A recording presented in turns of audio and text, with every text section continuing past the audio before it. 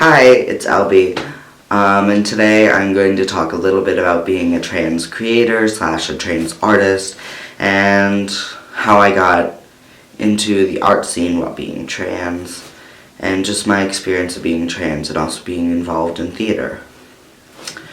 So just a little background knowledge. I was 6 and identifying and presenting as a female when I got involved in my community theater with my family.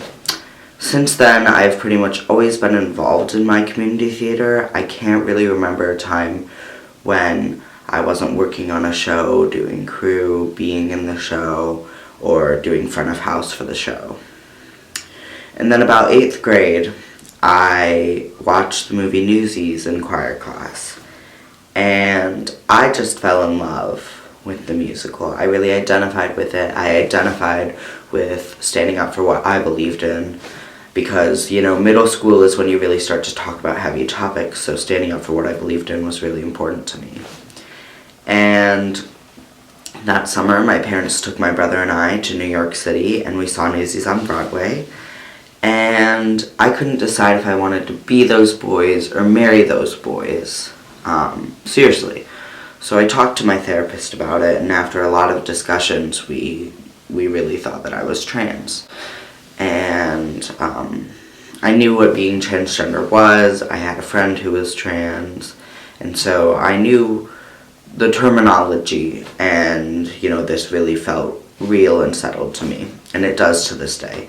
And it's been a long journey from there to here, and that's kind of what I'm talking about today in regards to art and theater and how I have transitioned through that.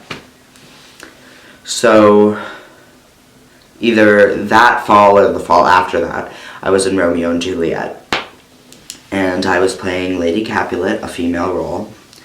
And at the time, I was identifying as gender fluid because it felt safer to me than to say I was fully trans. And I wasn't really sure if I was the binary of female to male. I really just thought maybe I'm just kind of exploring right now, trying to figure out where I am on the spectrum.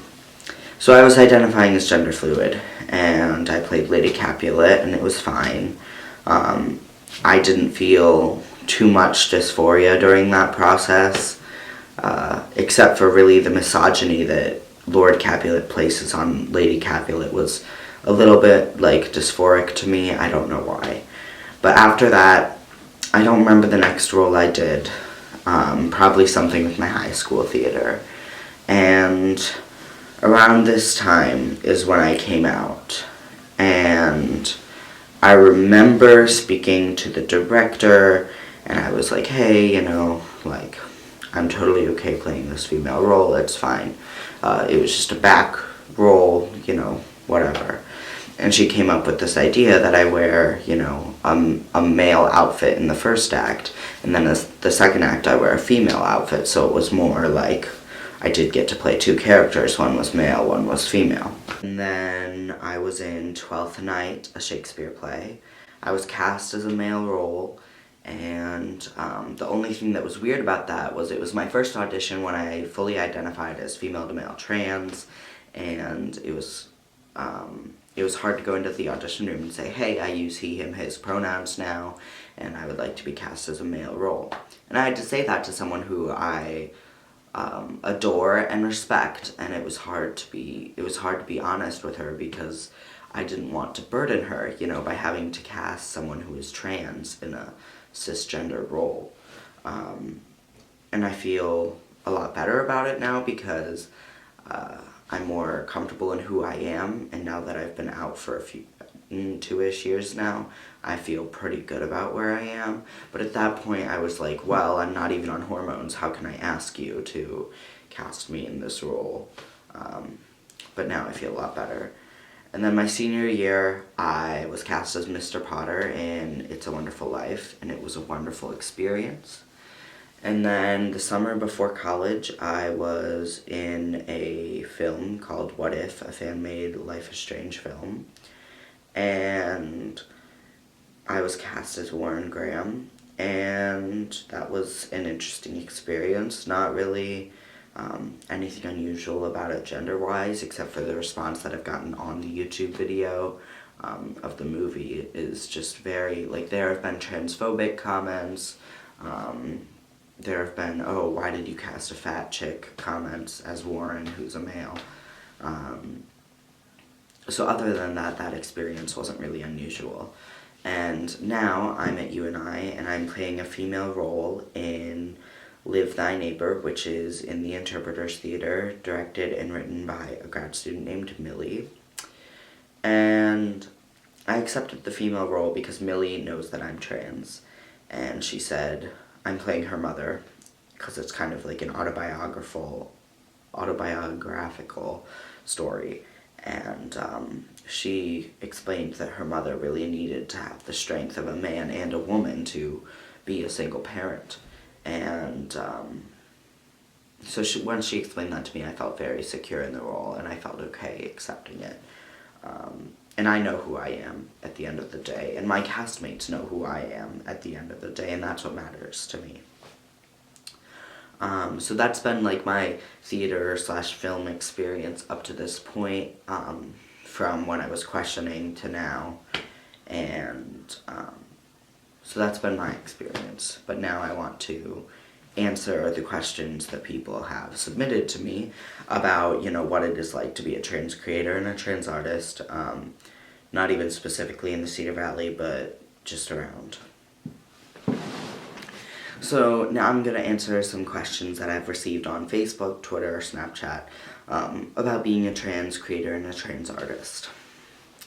So my friend Kat sent in a question: how do you create things and not overwhelm yourself while addressing trans issues, and still continuing like self-care and making sure I don't burn myself out? And just a few days ago, I was talking about a friend with this issue. There was a bathroom bill introduced in Iowa, and I'm very politically active, and so speaking up about these issues is important to me. But I was talking to my friend because I just feel like I'm constantly having to defend myself and defend my rights as a trans person. And how do I not burn myself out doing that all the time? And they said that what helps them is remembering, you know, the trans women of color and just trans women in general who took on Stonewall, and people who fought the good fight before us so we could even get, you know, basic rights like the right to marry and the right to exist, honestly. And it's important, and I think that's a really good, important strategy to use, is just remembering that there are people who, like, literally had to, like, fight in the streets and fight for their rights to, you know, marry and just exist, and the right against discrimination. And so, yes, we do have things called bathroom bills and just, you know, Donald Trump that get in our way, but we have to remember that, like, we are now being a small part of fighting the good fight. And that's how I maintain self-care, is remembering that I am going to be a part of the next generation and ensuring rights for them. My friend Sophie asked, how do you look at casting differently as a trans person, if I do? I definitely look at casting and auditioning very differently now. Like I said at my audition for 12th Night, I was scared and I felt shameful about asking the director to cast me as a man, because I didn't look or sound like a man at the time. I wasn't on hormones. I dressed super femininely a lot of the time. So I felt really uncomfortable asking her to cast me as this role. And with Live Thy Neighbor, I remember being at auditions and one person was using female pronouns, but I was too scared to correct her because, you know, I was hyper aware of my otherness, and I felt guilty and shameful that I'm asking for a male role, and that I'm up against cis men who actually look the part, but here I am, and I don't really look the part, and I'm just asking for this role, and fighting for this role. Whereas when I identified as a woman, it was easier for me because I could just go in and my gender identity was known because I presented that way and I looked that way. So I now look at casting and auditioning very differently, and I get very anxious before every audition. Yeah. Someone else asked, common mistakes I've noticed directors and cast members make while casting / directing / working with trans talent. I wouldn't say there's a lot of common mistakes. I haven't really, I haven't really noticed a lot of, like, mistakes. I basically, like, I have a 3-letter acronym that I use, whenever I'm working with someone else who is trans, or, just, like, guidelines that I like to use. And it's ASK, so ask. So the A is for ask. Ask pronouns, roles, and dressing rooms.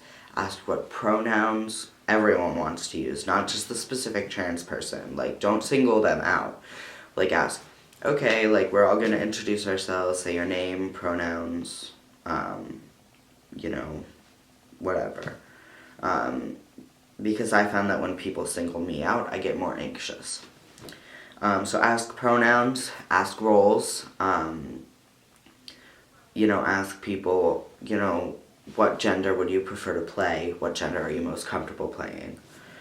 And then ask dressing rooms. This might be something that you could, like, email the person about, like, hey, I just wondered what dressing room you are most comfortable using. Because you don't want to put them in a situation where they're scared to, like, come to rehearsal and change. So that's the A for ask. And then S is for separate. Separate your character versus your actor. So even if they're playing, the gender they prefer, but especially if they're playing the gender they do not prefer, always, separate the character from the actor. So separate, Lily from Albie, which is my situation. Lily would, she would, but Albie would, he would. So separate the pronouns, separate the people. And then K is for no. Know that we are doing our best as trans actors, and know that we are expecting you to do your best as our directors, our castmates. It just comes down to basic respect of, like, assuming that we are both doing the work to be inclusive and aware of what's going on. So just know, that's the K. Sorry, I have to flip the page. I had to make notes because I was so excited about this. And then the last question was, how do we make theaters in conservative places educated and inclusive? Well, first I would say that they have to be, like, open to the education and inclusivity. I mean, I'm not gonna go to, like, someplace that's really conservative and just start lecturing them on how to be more inclusive if that's not something that they're receptive to. The second is safe zone training is always an option. I'm not sure if that's US only, but, get the theater safe zone training to make people more educated through safe zone training. And then, like, my third, recommendation is the way you get better at being more inclusive and being more receptive is through experience with, marginalized communities, people of color, lesbian, gay, bisexual, transgender, questioning people, and people from different faiths. You can only be so inclusive as your audience is. So you really need to take the extra step and try to get more people involved so you can be more inclusive. So basically, out of, like, all these questions, I would have to say, like, you can always just go with the acronym ASK. Ask pronouns, roles, dressing rooms, separate character versus actor, and K is for no. Like, know that we are doing our best and we hope that you're doing your best too. So those were the questions that I got and wanted to respond to. And just like in all things you do, just do your best. We as trans creators and artists and actors, we just want someone with an open mind to be willing to learn and play with us, because that is what we come to theater to do. We come to theater to play, we come to theater to live, and at the end of the day, we just want people who can respect that. So yeah, that's about it.